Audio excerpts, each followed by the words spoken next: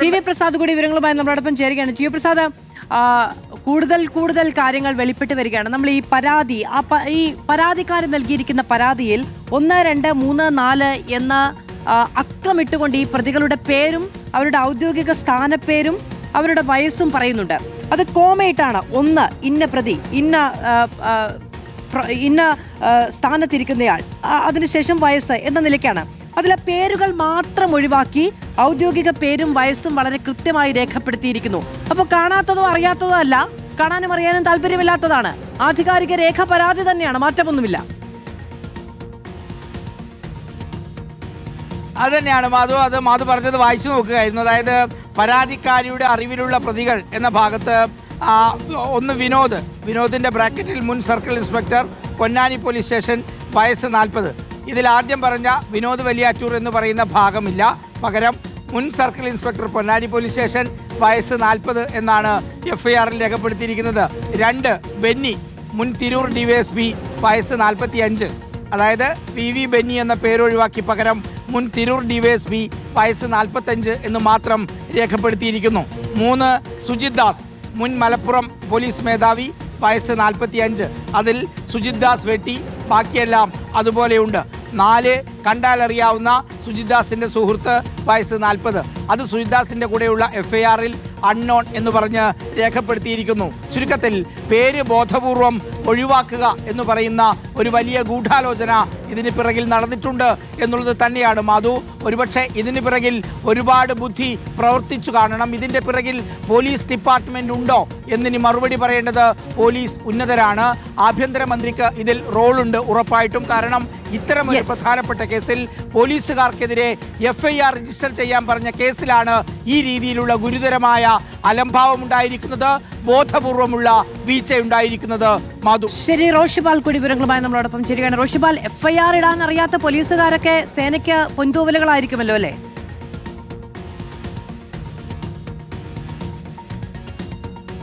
മാധു, പല കോടതികൾ പലവട്ടം FIR രജിസ്റ്റർ ചെയ്യാൻ നിർദ്ദേശിച്ച ഒരു കേസ് കൂടിയാണ്. ആ കേസിലാണ് ഇപ്പോൾ ഇങ്ങനെ പ്രതികളുടെ പേരുകൾ അവ്യക്തമായി രേഖപ്പെടുത്തിയിരിക്കുന്നത്. ഒരുപക്ഷെ ഇത് ബോധപൂർവമാണെന്ന് വിലയിരുത്തേണ്ടി വരും. കാരണം പേരുവിവരങ്ങൾ പുറത്തു വരാതിരിക്കാനോ അതോ കേസ് അട്ടിമറിക്കാനോ എന്ന സംശയം ബലപ്പെടുന്നുമുണ്ട്. കാരണം 3 ഉദ്യോഗസ്ഥന്മാർക്കെതിരെ കേസെടുക്കാൻ വേണ്ടി കോടതി നിർദ്ദേശിച്ചതാണ്.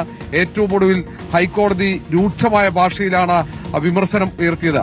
പോലീസിന്റെ ഈ നടപടിയെ രൂക്ഷമായ ഭാഷയിൽ വിമർശനം ഉയർത്തിയപ്പോൾ വേറെ വഴിയില്ലാത്ത ഒറ്റ സാഹചര്യത്തിലായിരിക്കാം ഒരുപക്ഷെ FIR രജിസ്റ്റർ ചെയ്തത്. അങ്ങനെ രജിസ്റ്റർ ചെയ്തപ്പോൾ തന്നെ അവിടെ ഉദ്യോഗസ്ഥന്മാരുടെ പേര് രേഖപ്പെടുത്തിയില്ല എന്നത് വിചിത്രമായ ഒരു കാര്യം കൂടിയാണ്. സാധാരണഗതിയിൽ അവിടെ പ്രതികളുടെ പട്ടികയിൽ കൃത്യമായ പേരും വിലാസവും ഉണ്ടാകും, പക്ഷേ അവിടെ പേരില്ല എന്നതാണ് ഏറ്റവും പ്രധാന കാര്യം.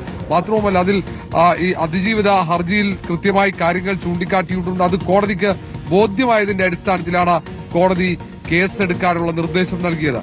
ആ കേസെടുക്കാനുള്ള നിർദ്ദേശം വന്നപ്പോൾ പോലും മേൽക്കോടതിയെ സമീപിച്ച് അതിൽ നിന്നും രക്ഷപ്പെടാൻ വേണ്ടി ഉദ്യോഗസ്ഥന്മാർ ശ്രമിച്ചെങ്കിലും കോടതിക്ക് കാര്യങ്ങൾ ബോധ്യപ്പെട്ടതോടെ കർശനമായ നിർദ്ദേശം നൽകുകയും ചെയ്തു.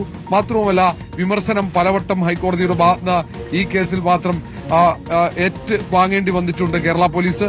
ഒടുവിൽ വിചിത്രമായ രീതിയിൽ FIR രജിസ്റ്റർ ചെയ്തിരിക്കുന്നു. ഇനി ഈ വിവരം പുറത്തു വരാതിരിക്കാൻ വേണ്ടിയാണോ ഇങ്ങനെ പേരുകൾ ഒഴിവാക്കിയത് എന്ന ഒരു സംശയമുണ്ട്. ഏതായാലും ഈ കാര്യത്തിൽ ഇനി ആഭ്യന്തരമന്ത്രിയൊക്കെ മറുപടി പറയേണ്ടി വരും. കാരണം ഒരു അതിജീവിതയുടെ പരാതിയിലാണ് ഇങ്ങനെ പോലീസ് ഉദ്യോഗസ്ഥന്മാർ കേസ് അട്ടിമറിക്കാനൊക്കെ ശ്രമം നടത്തിയത്. അതും കേരളത്തിലാണ് എന്നതാണ് പ്രത്യേകത. കോടതിയുടെ ഉത്തരവിന് പോലും വില കൽപ്പിക്കാത്ത രീതിയിലാണ് പോലീസ് മുന്നോട്ട് പോകുന്നത്. നേരത്തെ കോടതി തന്നെ പറഞ്ഞിരുന്നു, ഇൻസ്പെക്ടർക്ക് ഈ കാര്യത്തിൽ മേലുദ്യോഗസ്ഥന്മാർക്കെതിരെ FIR രജിസ്റ്റർ ചെയ്യാൻ ആശങ്കയുണ്ടെങ്കിൽ മേലുദ്യോഗസ്ഥന്മാരെ, ഉന്നത ഉദ്യോഗസ്ഥന്മാരെ വിവരം അറിയിക്കണം എന്നായിരുന്നു കോടതിയുടെ ഭാഗത്ത് വന്ന നിർദ്ദേശം. ഏതായാലും അപൂർവമായ ഒരു FIR രജിസ്റ്റർ ആണ് ഇപ്പോൾ വന്നിരിക്കുന്നത്. ഇക്കാര്യത്തിൽ ഇനിയുള്ള തുടർ നടപടികൾ അതിജീവിതയുടെ അഭിഭാഷകന്റെ നിലപാടാണ് ഏറ്റവും പ്രധാനം.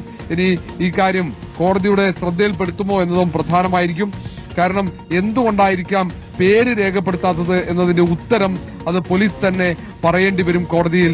മധു. ആർ റോഷിമാലാണ് വിവരങ്ങൾ നൽകിയത്. ഇപ്പോൾ നമ്മൾ സ്ക്രീനിൽ കാണുന്നത് പരാതിക്കാരി നൽകിയ പരാതിയാണ്. Ponnani judicial first class magistrate കോടതി മുൻപാകെ പരാതിക്കാരി നൽകിയ പരാതിയാണ്. അതിൽ ഇതിനെക്കുറിച്ചാണ് നമ്മൾ നേരത്തെ സംസാരിച്ചത്. 1, 2, 3, 4 എന്ന അക്കമിട്ട് ആരൊക്കെയാണ് തനിക്കെതിരെ ഈ അതിക്രമം നടത്തിയത് എന്ന് പരാതിക്കാരി കൃത്യമായി പറഞ്ഞിട്ടുണ്ട്. എഫ്ഐആർ ഇടുമ്പോൾ അതിൽ സ്വാഭാവികമായും പോലീസ് പരിഗണിക്കേണ്ട ഏറ്റവും ആധികാരികമായ രേഖ എന്ന് പറയുന്നത് ഒരു അക്രമത്തിനിടെയായ പരാതിക്കാരി നൽകിയ പരാതിയാണ്. അതിൽ കൃത്യമായി വിനോദ്, ബെന്നി, സുജിത് ദാസ്, കണ്ടാൽ അറിയാവുന്ന സുജിത് ദാസിന്റെ സുഹൃത്ത് എന്ന് പറഞ്ഞ് അവരുടെ ഔദ്യോഗിക സ്ഥാനമടക്കം വയസ്സടക്കം പറഞ്ഞിട്ടുണ്ട്. ആ രേഖയിൽ കാണുന്ന പേരൊഴികെയുള്ള കാര്യങ്ങളാണ് വളരെ കൃത്യമായി ഈ എഫ്ഐആറിൽ ഉള്ളത്.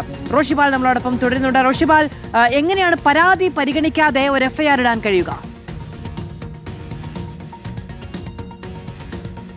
മാധു, അതാണ് ഈ എഫ്ഐആർ വിചിത്രമെന്ന് പറയാൻ കാരണം പരാതിക്കാരി ചൂണ്ടിക്കാണിച്ച പേരുകൾ അത് ഉൾപ്പെടുത്താതെ പരാതി പരിഗണിക്കാതെ ഒരു എഫ്ഐആർ, അതൊരു പക്ഷേ കോടതിയുടെ കർശന നിർദ്ദേശം ഉള്ളതുകൊണ്ട് എഫ്ഐആർ രജിസ്റ്റർ ചെയ്തതായിരിക്കാം.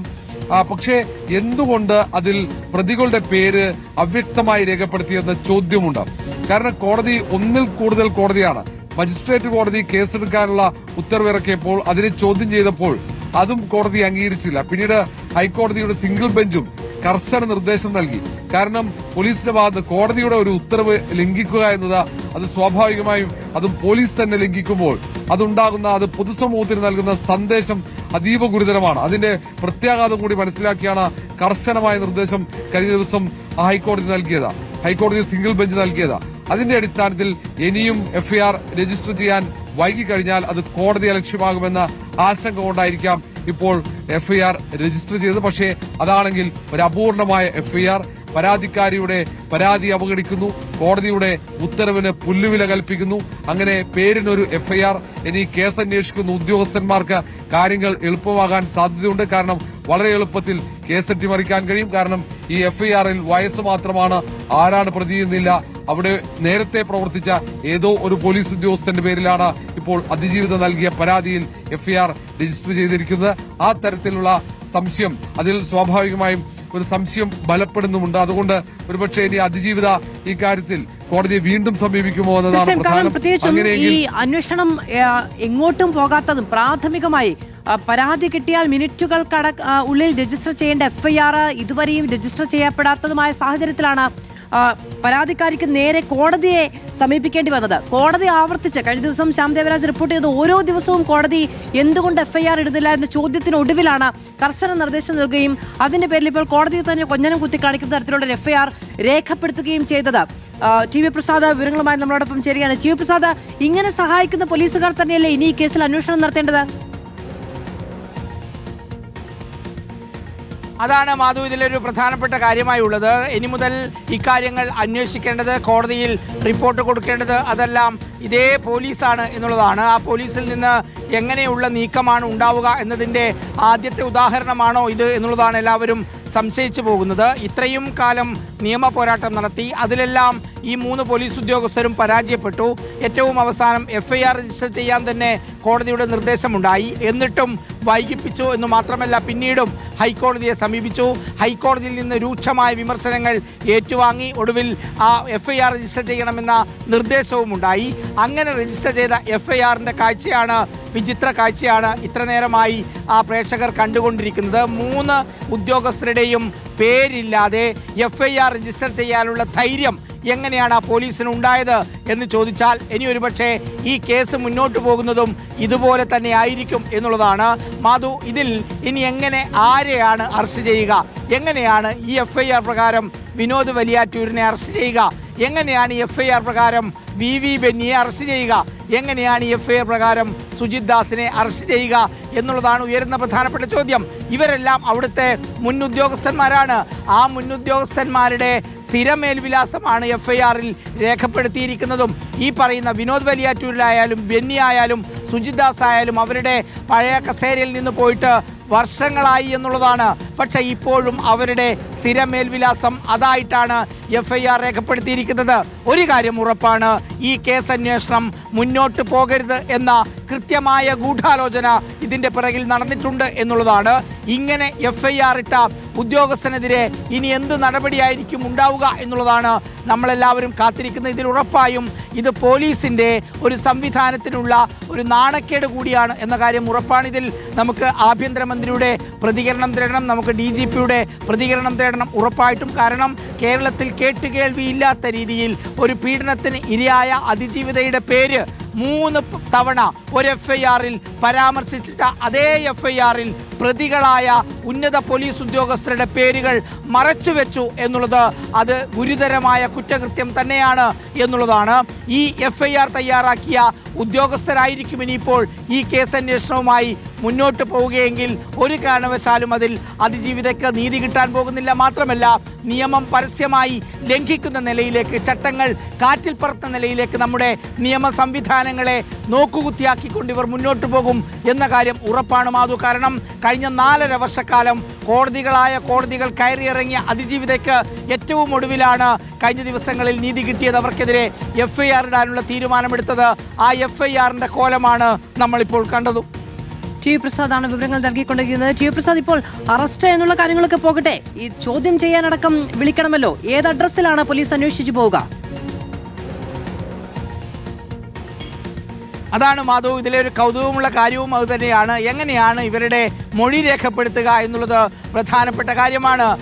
ഇനിയിപ്പോൾ ഇതെല്ലാം ഇവരുടെ പേരില്ലാതിരുന്നു കഴിഞ്ഞാൽ ഇവർ ഇതിൽ നിന്ന് മാറിപ്പോകുമോ എന്നുള്ളതാണോ പോലീസ് ഉദ്ദേശിച്ചത്? ഇനി അതല്ല, ഇതൊന്നുകൂടി ചർച്ച ചെയ്യട്ടെ എന്നൊരു ഉദ്ദേശത്തിൽ ഇവരോടുള്ള പ്രതികാര മനോഭാവത്തോടു കൂടിയാണോ ഇങ്ങനൊരു FIR രേഖപ്പെടുത്തിയത് എന്ന കാര്യവും വ്യക്തമല്ല. എന്തായാലും നിലവിലുള്ള നിയമത്തിന് വിരുദ്ധമായിട്ടാണ് ഈ FIR രജിസ്റ്റർ ചെയ്തിരിക്കുന്നത് പൊന്നാനി പോലീസിൽ എന്ന കാര്യം വ്യക്തമാണ്. അതിജീവിതയുടെ പേര് പ്രദർശിപ്പിക്കുകയും അതിലെ പ്രതികളുടെ പേര് മറച്ചു വയ്ക്കുകയും ഐഡന്റിറ്റി മറച്ചു വയ്ക്കുകയും ചെയ്യുന്ന വിചിത്രമായ നടപടിയാണ് പൊന്നാനി പീഡന കേസിൽ ഉണ്ടായിരിക്കുന്നത് എന്നുള്ളതാണ്. 2022 ജനുവരി മാസത്തിലാണ് മാധു അന്ന് ഈ അതിജീവിത പോലീസിനെ സമീപിക്കുന്ന ഒരു വീട്ടിലെ തർക്കവുമായി ബന്ധപ്പെട്ട് പൊന്നാനി പോലീസിൽ പരാതി നൽകുന്നു. അതിന് പിന്നാലെയാണ് അവിടുത്തെ CI ആയ വിനോദ് വലിയാറ്റൂർ അവരുടെ വീട്ടിലെത്തി അവരെ പീഡിപ്പിച്ചു എന്ന പരാതി തൊട്ടടുത്ത ദിവസം തന്നെ കൊടുക്കുന്നത്. ആ പരാതി കൊടുക്കുന്നത് DYSP ബെന്നിക്കാണ്. DYSP ബെന്നി ആ കേസ് അന്വേഷിച്ചില്ല എന്ന് മാത്രമല്ല, ആ DYSPയും സ്ത്രീയോട് അപമര്യാദയായി പെരുമാറിയെന്ന പരാതി ഉണ്ടാകുന്നു. അങ്ങനെയാണ് പിന്നീട് മലപ്പുറം വിവരങ്ങളുമായി നമ്മളോടൊപ്പം തുടരുന്നുണ്ട് ശ്യാം. പക്ഷേ ഈ പ്രതികൾ കോടതിയിലേക്ക്, മേൽക്കോടതിയിലേക്ക് പോകുന്ന സമയത്ത്, ഹൈക്കോടതിയിലേക്ക്, മജിസ്ട്രേറ്റ് കോടതിയുടെ ഉത്തരവിനെതിരെ പോകുന്ന സമയത്ത് കൃത്യമായി അവരതിൽ പേര് വിവരങ്ങൾ രേഖപ്പെടുത്തിയിട്ടുണ്ട്. അപ്പോൾ FIR രജിസ്റ്റർ ചെയ്യാൻ പോലീസിന് ആധികാരിക രേഖ ഇല്ലാഞ്ഞിട്ടല്ല. ഇത് തുടക്കം മുതൽ ഈ ഉദ്യോഗസ്ഥർ കാണിക്കുന്ന പലതരം നടപടിക്രമങ്ങളുണ്ട്. അതെപ്പോഴും ഈ കേസിനെ അട്ടിമറിക്കാൻ ശ്രമിക്കുകയാണ് എന്നതിൽ ഒരു സംശയവുമില്ല മാധു. അല്ലെങ്കിൽ ഗുരുതര കുറ്റകൃത്യത്തിന്മേൽ അറിവ് ലഭിച്ച് 4.5 വർഷം മുമ്പ് രജിസ്റ്റർ ചെയ്യേണ്ട FIR ആണ് അവർ ഇന്ന് രജിസ്റ്റർ ചെയ്യുകയും ഇന്ന് കേസെടുക്കുകയും ചെയ്തു. പക്ഷെ ആ FIR-ൽ പോലും അന്വേഷണ ഉദ്യോഗസ്ഥരെ, ഈ കേസിൽ പ്രതികളായ ഉന്നത പോലീസ് ഉദ്യോഗസ്ഥരെ രക്ഷിക്കാൻ ആവശ്യമായ എല്ലാ നിലപാടുകളും അവർ സ്വീകരിക്കുന്നുണ്ട്. അത് ഈ നിലവിലെ അന്വേഷണ ഉദ്യോഗസ്ഥൻ ആരാണോ FIR രജിസ്റ്റർ ചെയ്തത് ആ ഉദ്യോഗസ്ഥൻ കാണിക്കുന്ന കൃത്യവിലോപമാണ്. സ്വാഭാവികമായും ഈ നിലവിലെ ഉദ്യോഗസ്ഥരടക്കം, അതായത് ഈ അന്വേഷണ ഉദ്യോഗസ്ഥരടക്കം നിയമ നടപടികൾ നേരിടേണ്ട എല്ലാ കാര്യങ്ങളും കാരണങ്ങളും, അല്ലെങ്കിൽ അതിജീവിതം മറ്റൊരു പരാതിയുമായി മുന്നോട്ട് പോയി കഴിഞ്ഞാൽ ഈ ശ്യാം ദേവരാജും ആർ റോഷിപാലമാണ് വിവരങ്ങൾ നൽകിയത്.